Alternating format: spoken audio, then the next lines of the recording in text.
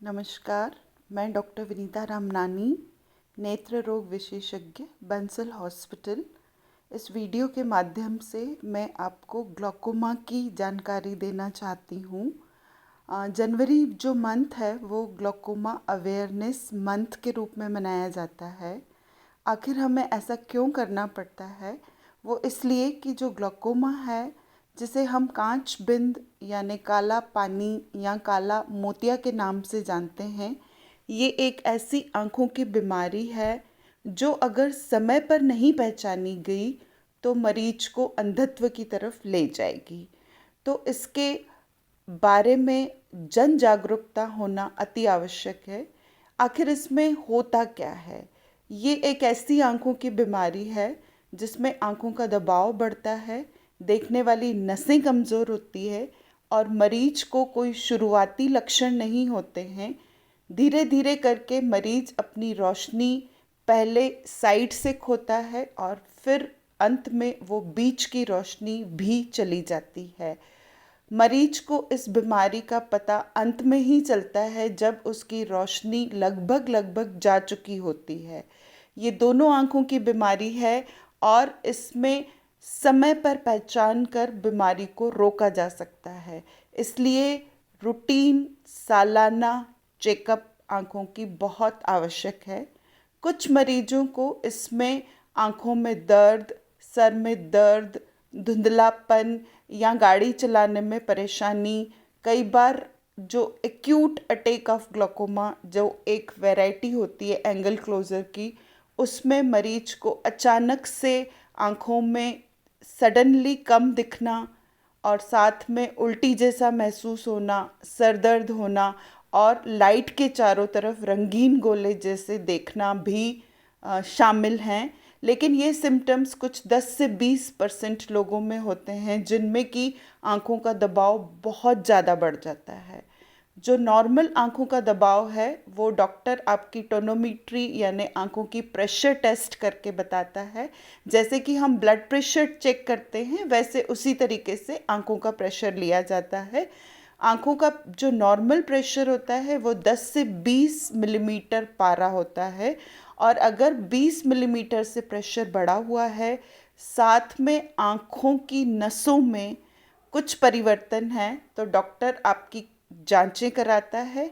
इन जांचों में गोनियोस्कोपी, टोनोमीट्री यानी कि प्रेशर नापना और आँखों का जो पानी ले जाने वाला रास्ता है उसकी जांच करना आवश्यक होता है। गोनियोस्कोपी से हम ये पता करते हैं कि वो एंगल क्लोज़र वैरायटी का ग्लूकोमा है कि ओपन एंगल ग्लूकोमा है, क्योंकि एंगल क्लोज़र वैरायटी का ग्लूकोमा फैमिलीज़ में रन करता है। ये हेरिडिटरी होता है, तो हम एक छोटी सी लेज़र प्रक्रिया के द्वारा इस एंगल क्लोज़र ग्लूकोमा को आगे बढ़ने से रोक सकते हैं। यानी कि ये एक तरीके का प्रिवेंटिव या प्रोफाइलेक्टिक ट्रीटमेंट है जो हम कई बार मरीज की दूसरी आंख में या मरीज के रिश्तेदार जैसे कि भाई बहन या जो बच्चे हैं अगर उनमें ग्लूकोमा है तो एंगल क्लोज़र वैरायटी में लेज़र करके उसकी रोकथाम की जा सकती है। पहचानने के लिए जो लक्षण हैं वो अवेयरनेस बहुत ज़रूरी है और साथ में अगर आपको डॉक्टर पेरीमीट्री की टेस्ट सजेस्ट करता है जो 360 डिग्री फील्ड ऑफ विज़न है, अगर उसमें कोई चेंजेस हैं या ओसीटी में कोई चेंजेस हैं तो आपको डॉक्टर आई प्रेशर मॉनिटर करने और उसका ट्रीटमेंट लेने की सलाह देते हैं। ये जो है ग्लूकोमा कई बार सेकेंडरी वैरायटी भी होती है। सेकेंडरी वैरायटी में एक्चुअली कोई ना कोई आँखों का कारण होता है, जैसे कि मरीज कोई ऑपरेशन करा चुका है, मरीज को चोट लगी है आँख में या फिर आँखों में कोई बीमारी जैसे आइरिडोसेक्लेटिस है, तो ये सेकेंडरी वैरायटी होती है जो कई बार एक ही आँख में होती है और किसी आँखों की बीमारी के एवज में ये ग्लूकोमा यानी बढ़ा हुआ प्रेशर होता है। कई बार जो मरीज सिस्टमिक गोलियां खाता है जैसे कि स्टेरॉइड टैबलेट ले रहा है या स्टेरॉइड ऑइंटमेंट लगा रहा है या इन्हेलर ले रहा है, उसकी वजह से भी आँखों का प्रेशर बढ़ जाता है, जैसे स्टेरॉइड इंड्यूस्ड ग्लूकोमा कहते हैं। ये कुछ मरीज होते हैं जो स्टेरॉइड रिस्पॉन्डर होते हैं, जिन्हें कि हम स्टेरॉइड किसी भी रूप में देंगे, चाहे ड्रॉप्स, ऑइंटमेंट या गोलियां या इंजेक्शंस, तो उनमें ये स्टेरॉइड आँखों का प्रेशर बढ़ा सकता है। इसलिए जो मरीज स्टेरॉइड्स पे हैं वो अपना आई प्रेशर चेक करा सकते हैं। इसी तरीके की कुछ और मेडिसिन्स भी होती है जिसकी वजह से कांच बिंदु यानी आँखों का प्रेशर बढ़ा हुआ हो सकता है। अगर हम इलाज की बात करें तो वो ड्रॉप्स होते हैं, 1, 2 से लेके 5 तरीके के ड्रॉप्स होते हैं जो मरीज की सीवियरिटी यानी ग्लोकोमा कितना ज़्यादा है उसके ऊपर निर्भर करता है। जैसे माइल्ड वैरायटी ऑफ ग्लोकोमा है तो 1-2 ड्रॉप से काम चल जाता है, लेकिन अगर वो सीवियर वैरायटी ग्लोकोमा की है तो प्रेशर कम रखने के लिए हमको 3-4 किस्म के ड्रॉप्स डालने पड़ते हैं। कई बार इन ड्रॉप्स से एलर्जी भी होती है, तो अगर आपको ड्रॉप्स डालने के बाद आंखें लाल हो रही है या किसी किस्म की परेशानी हो रही है तो प्लीज़ आप अपने डॉक्टर से कंसल्ट करके उन्हें अपनी इस तकलीफ़ के बारे में बता सकते हैं ताकि वो दवाइयाँ बदल सकें।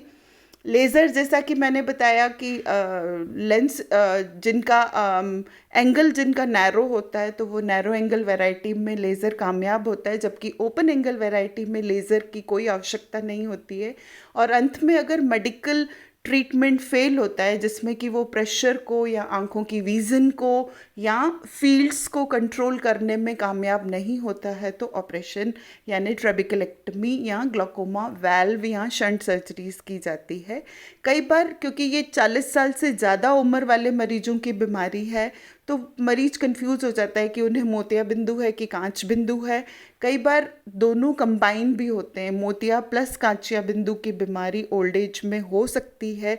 मोतिया बिंदु जो है वो 61% जिम्मेदार है हमारे अंधत्व के लिए, लेकिन वो रिकवरेबल ब्लाइंडनेस है। हमको इसलिए मोतिया बिंदु और कांच बिंदु में फ़र्क समझना है कि मोतिया बिंदु की परेशानी यही है कि उसमें भी बिना दर्द का धीरे धीरे रोशनी कम होती है। कांच बिंदु में भी यही होता है कि धीरे धीरे अपनी मरीज रोशनी खोता चला जाता है।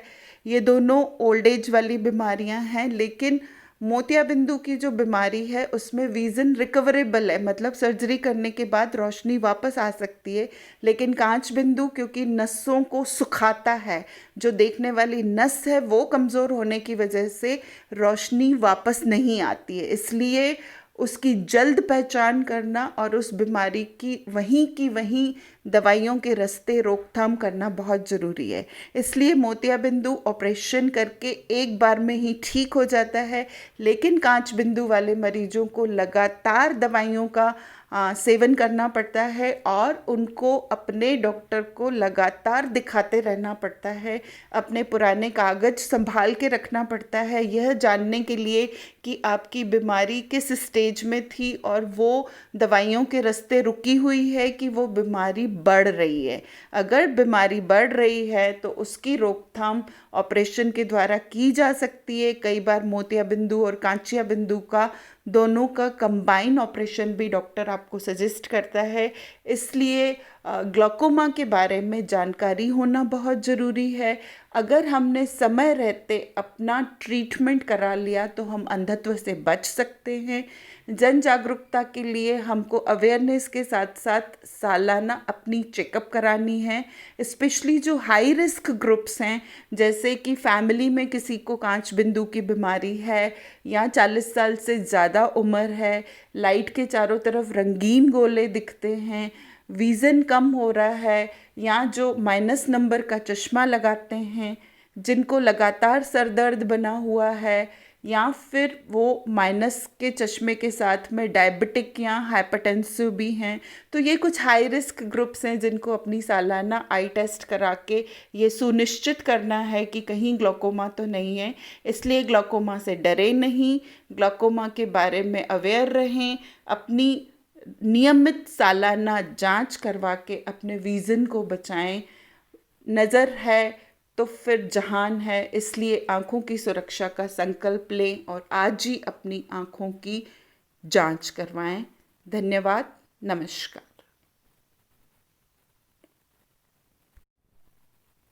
नमस्कार, मैं डॉक्टर विनीता राम